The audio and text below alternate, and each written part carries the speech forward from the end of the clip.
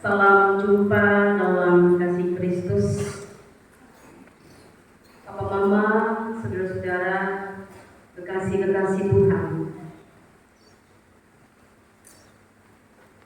Firman Tuhan yang kita baca ini perikopnya tentang penghakiman terakhir. Dan Tuhan Yesus berbicara tentang penghakiman terakhir ini, dia berbicara dalam bentuk perumpamaan. Saudara, ada maksud yang hendak Yesus sampaikan melalui perumpamaan ini. Yang pertama, Yesus Kristus akan datang kembali sebagai Raja yang menghakimi dunia. Bahwa kedatangan Kristus itu hal yang pasti.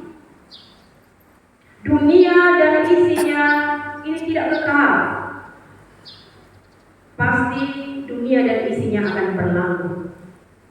Dan Tuhan pasti datang kembali. Itulah janji Tuhan. Tuhan, dia tidak pernah lalai menepati janjinya, sekalipun ada orang-orang yang menganggapnya sebagai kelalaian. Dan saudara, kalau Tuhan Yesus belum datang dan kedatangannya itu belum terjadi, itu adalah bentuk kesabaran Tuhan kepada saudara dan saya. Bentuk kesabaran Tuhan kepada kita manusia. Bahwa Tuhan berkehendak agar kita manusia jangan binasa hidupnya, melainkan berbalik dan bertobat. Kekasih Tuhan, masa kedatangan Tuhan Yesus kembali itu adalah masa penghakiman. Kalau dia datang yang pertama, yaitu dia datang menjadi sang juru selamat bagi saudara dan saya. Tetapi ketika Tuhan Yesus datang kembali nanti, dia datang untuk penghakiman. Semua orang akan dihakimi oleh Yesus, hakim yang adil itu. Tidak ada perbuatan manusia yang lolos dari pertanggungjawaban hidup di hadapan Tuhan. Karena itu, selagi ada kesempatan hidup di dunia ini, selagi Tuhan masih berikan nafas hidup, Tuhan masih berikan kesempatan kepada kita untuk berhari ulang tahun. Isilah hidup ini secara benar, isilah hidup ini secara bermakna di hadapan Tuhan dan sesama. Saudara, ini makna dari perumpamaan yang pertama.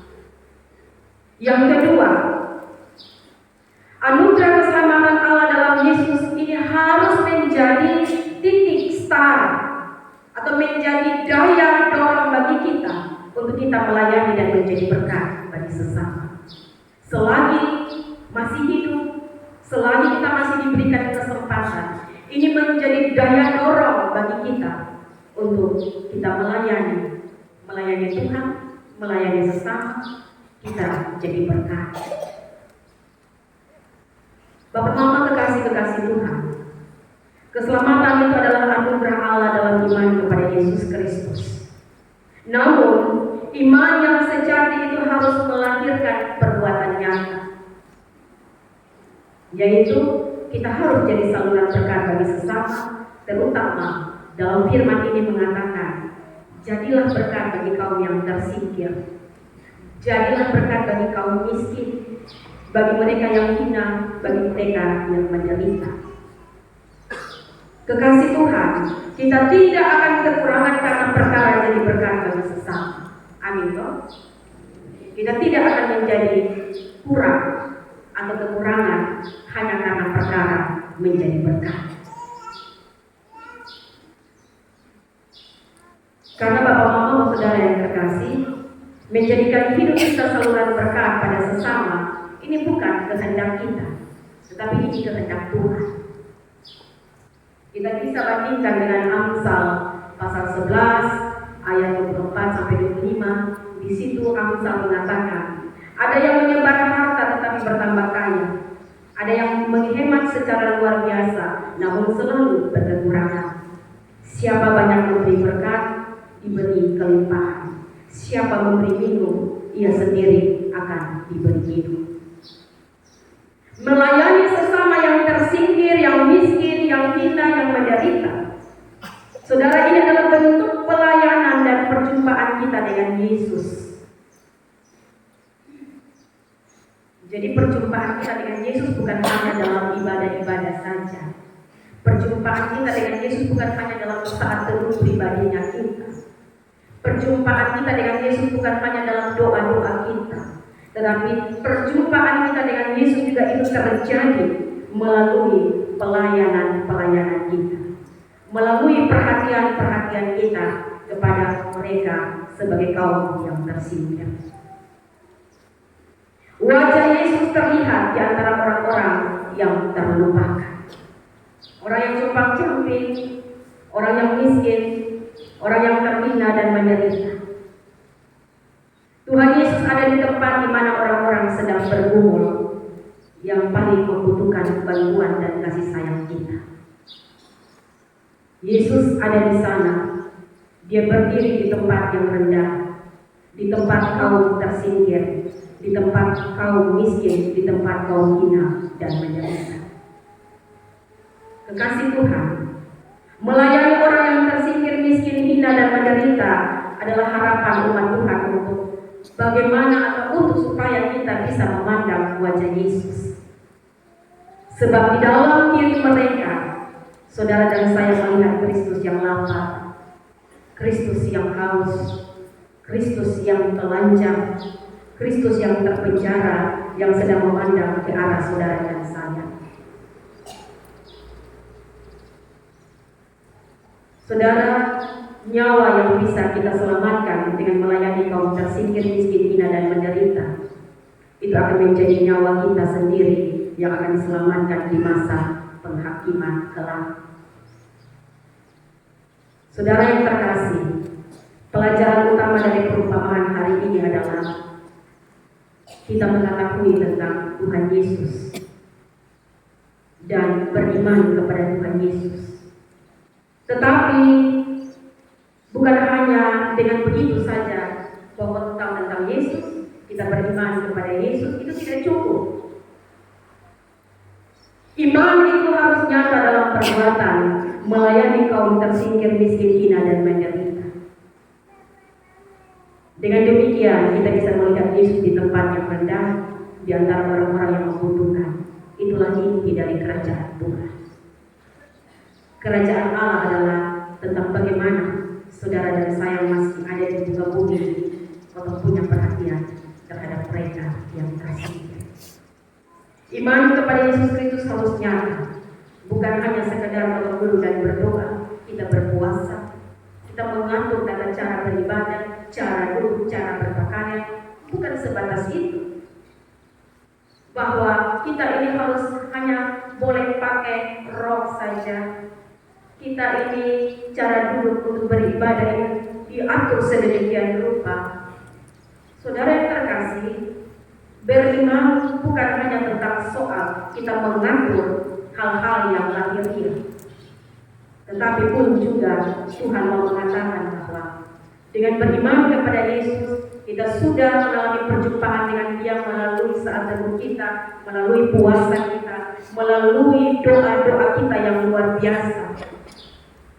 Maka juga harus nyata melalui perjumpaan kita dengan orang-orang yang tersingkir. Kalau kita punya jam doa yang sangat ketat sekali, jam 6, jam 9, jam 12, jam 3, kembali lagi jam 6. Kita hanya ada berdoa dan berdoa, tetapi kemudian kita bilang, saya seperti zaman dunia. Saudara yang terkasih, iman harus nyata. Kita bilang, kita beriman kepada Tuhan Yesus, mari ada tindakan nyata. Saudara-saudara yang berkati oleh Tuhan Yesus Kristus, iman Kristen bukan sekedar menunggu dengan saleh dan benar akan anak manusia yang akan datang beberapa waktu kemudian untuk menghakimi kita manusia. Iman Kristen itu terkait erat dengan soal bagaimana kita melihat Yesus di sini sekarang dalam diri kaum yang tersingkir, miskin, hina dan menderita. Yesus tidak pernah jauh dan terpisah di sorga sana, tetapi Dia ada di sekitar kita dalam wujud kehadiran sesama yang tersingkir, miskin, hina, dan menderita. Melihat Yesus di antara kita sebagai sesama manusia, terutama di dalam diri kaum tersingkir. Papa Mama kekasih Tuhan, keselamatan kita terkait dalam misteri anugerah pengorbanan Kristus yang menderita, mati, dan bangkit. Kendati demikian, anugerah keselamatan Allah dalam Kristus Yesus itu harus dirayakan dalam perjumpaan kita dalam diri kaum yang tersingkir, miskin, hina, dan menderita. Dan kepada setiap orang percaya masa kini, Yesus berkata, sesungguhnya segala sesuatu yang untuk salah seorang dari saudaraku yang paling hina ini, kamu telah melakukan itu untuk aku. Kekasih-kekasih Tuhan, mereka yang paling hina ini bisa berarti secara fisik, seperti mereka yang tersingkir, miskin, hina, dan menderita. Tetapi pun juga secara rohani, tidak saja secara fisik, pun juga secara rohani. Orang-orang yang belum diselamatkan misalkan, kondisinya adalah paling hina. Kenapa? Karena dosa. Orang-orang yang belum diselamatkan, mereka membutuhkan kebenaran dalam Yesus. Mereka lapar dan haus. Mereka juga adalah orang-orang yang asing tanpa keluarga rohani. Mereka tidak berpakaian telanjang secara rohani.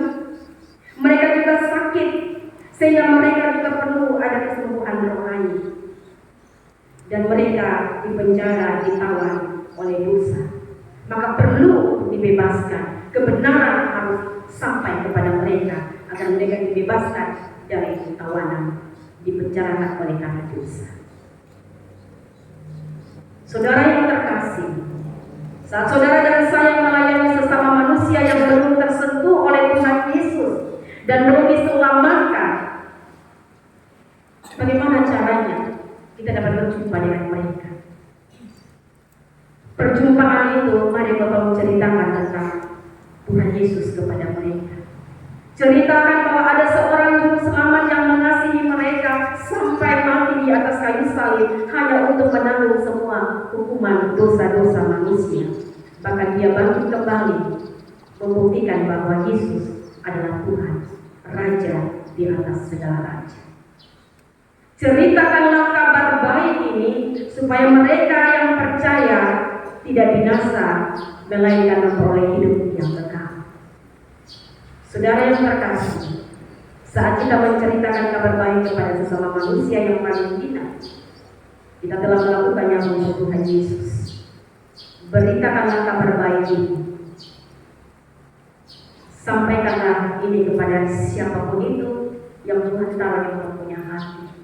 Jadi yang mau berjumpa dengan mereka, dan Roh Kudus menggerakkan orang punya hati untuk bercerita tentang Tuhan Yesus. Roh Kudus menggerakkan hati kita untuk kasih tahu kepada kita bahwa padamu ada berkat, maka berkat itu pun juga adalah untuk mereka yang kita jumpai. Saudara yang terkasih, Tuhan Yesus menyertai saudara dan saya, menyertai seisi rumah dari sekarang sampai selama-lamanya. Amin.